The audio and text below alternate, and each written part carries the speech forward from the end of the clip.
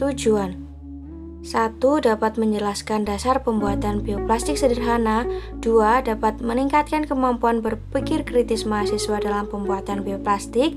3. Dapat menguji dan menganalisa hasil bioplastik yang sudah dibuat. Latar belakang dari dibuatnya produk bioplastik yaitu kian menumpuknya sampah plastik konvensional yang sulit terurai dan justru mencemari lingkungan.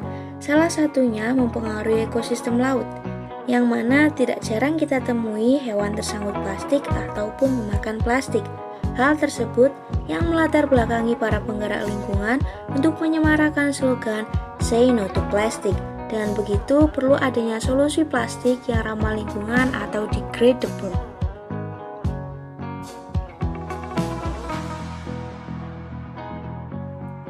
Dasar teori.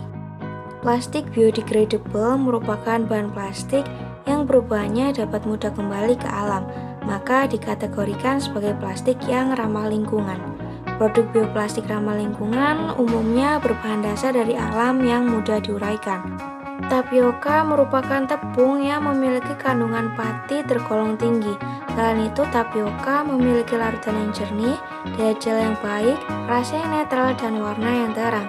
Pengujian bioplastik ini nantinya dilakukan dengan melakukan uji kekuatan tarik, serta melakukan pengujian biodegradable.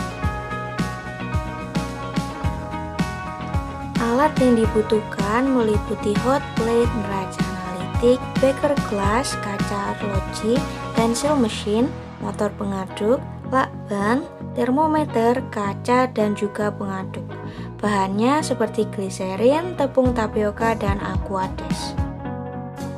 Pembuatan. Hal pertama yang harus dilakukan adalah mempersiapkan alat dan juga bahan, seperti menimbang tepung tapioka sebanyak 20 gram, menimbang gliserol sebanyak 8 gram, serta mempersiapkan aquades sebanyak 400 ml.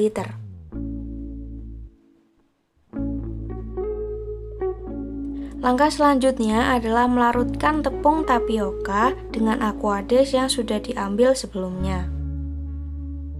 Larutan tersebut kemudian dipanaskan di atas hot plate, disertai dengan proses pengadukan. Sebelum pengaduk dinyalakan, maka perlu di-adjust rangkaiannya terlebih dahulu agar pengaduk tidak menyentuh bagian dasar dari beker glass. Setelah rangkaian terpasang dengan baik, maka pengaduk dapat disambungkan ke sumber listrik, dinyalakan dan diatur kecepatan putarnya, serta hot plate dapat dinyalakan. Pada percobaan yang kami lakukan, larutan dipanaskan hingga mencapai suhu 70 derajat Celcius. Pengecekan suhu dilakukan secara berkala untuk menghindari terjadinya bahan yang terbakar atau gosong pada bagian dasar. Setelah suhu mencapai 70 derajat Celcius dan ditunggu beberapa saat, maka larutan akan menjadi kental seperti gelatin. Setelah itu gliserol dapat ditambahkan pada larutan. Larutan diaduk dengan keadaan suhu yang tetap hingga homogen dan kental seperti pada video. Setelah larutan homogen, maka dapat diangkat dari hot plate dan diukur suhu mula-mulanya. Setelah didinginkan dan mencapai suhu 40 derajat Celcius, maka larutan dapat dicetak. Berikut pembuatan cetakan yang dilakukan, yaitu dengan memanfaatkan rak kaca yang diberi sekat. Ketebalan sekat yaitu sebanyak 5 lapisan duct tape atau lakban. Kemudian larutan dituangkan pada cetakan dan diratakan. Tujuan pengkondisian suhu larutan yaitu agar mudah ketika melakukan pencetakan. Larutan diratakan hingga menutupi seluruh bagian cetakan. serta gelembung-gelembung udara yang ada pada larutan bioplastik harus dihilangkan. Bioplastik tersebut didiamkan selama sepekan pada suhu ruangan.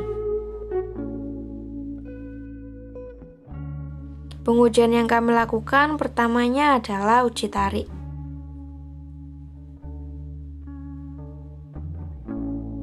Mulanya sketsa dilakukan untuk membantu pemotongan bioplastik dengan ukuran tertentu. Ukuran bioplastik yang kami uji tarik yaitu dengan panjang 4 cm dan lebar 2 cm.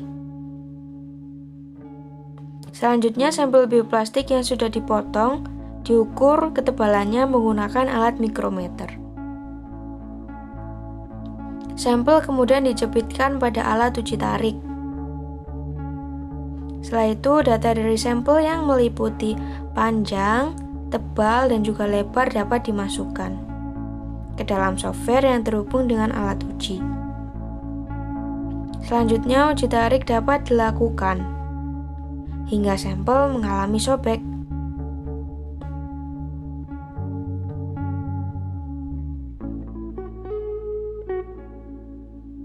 Software akan membantu memberikan informasi berupa grafik. Sobekan sampel dapat dilihat sebagai berikut. Berikutnya sampel dilakukan uji biodegradable. Massa sampel awal ditimbal dengan raca analitik. Massa sampel yang sudah dipendam berikutnya juga ditimbang. Data massa sampel mula-mula dan akhir dapat digunakan dalam penentuan uji biodegradable sampel. Data dan pembahasan.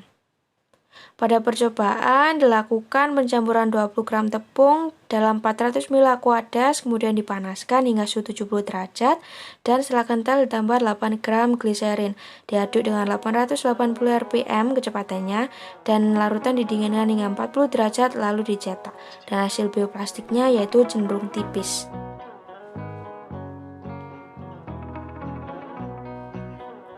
Fungsi bahan tapioka yaitu bahan utama yang patinya tinggi dan sifat patinya mudah membengkak dalam air panas dan membentuk kekentalan yang dikehendaki, dan gliserol membantu sebagai plasticizer yang bersifat hidrofilik sehingga cocok untuk bahan membentuk plastik. Hasil data uji tarik dapat dilihat seperti pada grafik dengan tarikan maksimal 0,036 Newton dan dimensi spesimen sebagai berikut.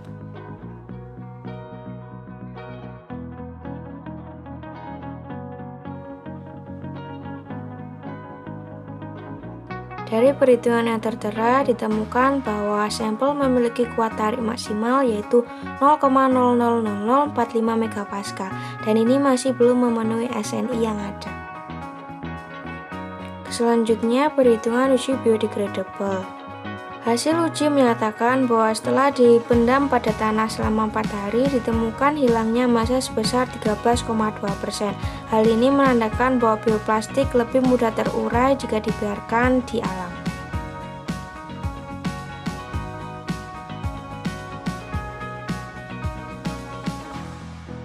Kesimpulan, dasar dari pembuatan bioplastik yakni menggunakan pati yang sifatnya elastis dan memiliki kekuatan tarik bagus.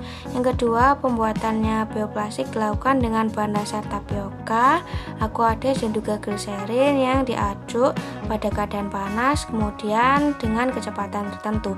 Yang ketiga, sampel bioplastik yang dihasilkan memiliki kuat tarik yang masih kurang dari SNI dan degradasinya cukup baik yaitu 13,2%.